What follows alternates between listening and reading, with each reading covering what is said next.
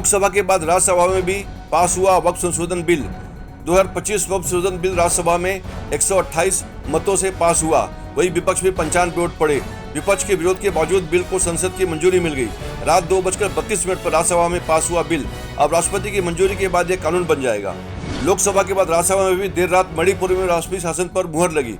लोकसभा के बाद राज्यसभा से भी वक्फ संशोधन विधेयक पारित होने के बाद राज्यसभा में देर रात मणिपुर में लगे राष्ट्रपति शासन को मंजूरी देने का सांविधिक संकल्प पेश किया। उच्च सदन ने इसको तड़के करीब 4 बजे ध्वनि मत के साथ इस संकल्प को पास कर दिया। मणिपुर में 13 फरवरी को राष्ट्रपति शासन लागू किया गया था। वक्फ संशोधन बिल को लेकर जेडीयू के समर्थन के बाद पार्टी के मुस्लिम नेताओं में असंतोष बढ़ गया है। वरिष्ठ नेता डॉक्टर मोहम्मद कासिम अंसारी ने पार्टी से इस्तीफा दे दिया। मिली जानकारी के अनुसार जेडीयू नेता मोहम्मद नवाज मलिक ने भी पार्टी छोड़ दी है। वक्फ बिल को समर्थन देने से नाराज बताए जाते हैं। पीएम मोदी के थाईलैंड दौरे का दूसरा और अंतिम दिन आज 6वें बिमस्टेक सम्मेलन में लेंगे भाग। पीएम मोदी बांग्लादेश की अंतिम सरकार के सलाहकार मोहम्मद यूनुस से भी कर सकते हैं मुलाकात। पीएम मोदी का ये तीसरा थाईलैंड दौरा, वहां से वे श्रीलंका होंगे रवाना। हिंदी सिनेमा के दिग्गज एक्टर और फिल्म डायरेक्टर मनोज कुमार का निधन। कई दिनों से बीमार थे और अस्पताल में भर्ती थे।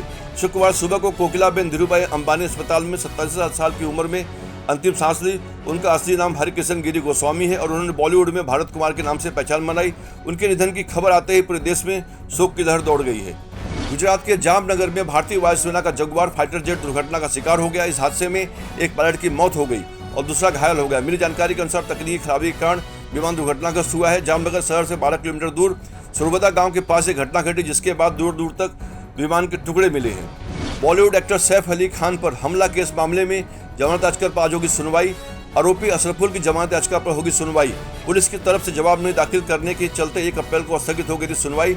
बांद्रा मजिस्ट्रेट ने पुलिस से बेल एप्लीकेशन के संबंध में मांगा था जवाब। 15 जनवरी की देर रात सैफ पर घर में हुआ था हमला। मुंबई के कुर्ला इलाके में स्थित फिनिक्स मॉल में लगी आग। बीती रात फिनिक्स मॉल के फूड कोर्ट में लगी आग, जिसके बाद पूरे मॉल में धुआं फैल गया। आग लगने की घटना के बाद लोगों में अफरा तफरी मच गई। फायर ब्रिगेड के कर्मचारी मौके पर पहुंचे, आग पर काबू पाया गया। किसी के हताहत होने की सूचना नहीं। अमेरिकी राष्ट्रपति डोनाल्ड ट्रंप के जवाबी टैरिफ वाली नीति ने वैश्विक अर्थव्यवस्था में हलचल मचा दी है। विदेशी आयात पर भारी भरकम शुल्क लगाए गए हैं, जिसके चलते अमेरिकी शेयर बाजार में भारी गिरावट देखी गई। गुरुवार को वॉल स्ट्रीट में S&P 500 कंपनियों के शेयर में $2.4 ट्रिलियन की संपत्ति साफ हो गई, जो मार्च 2020 के बाद एक दिन की सबसे बड़ी गिरावट है। IPL 2025 का 16वां मुकाबला आज लखनऊ सुपर जायंट और मुंबई इंडियंस के बीच खेला जाएगा मुकाबला। दोनों टीमों का इस सीजन का चौथा मुकाबला होगा। इससे पहले दोनों को 2 मैच में हार और 1 में जीत मिली है।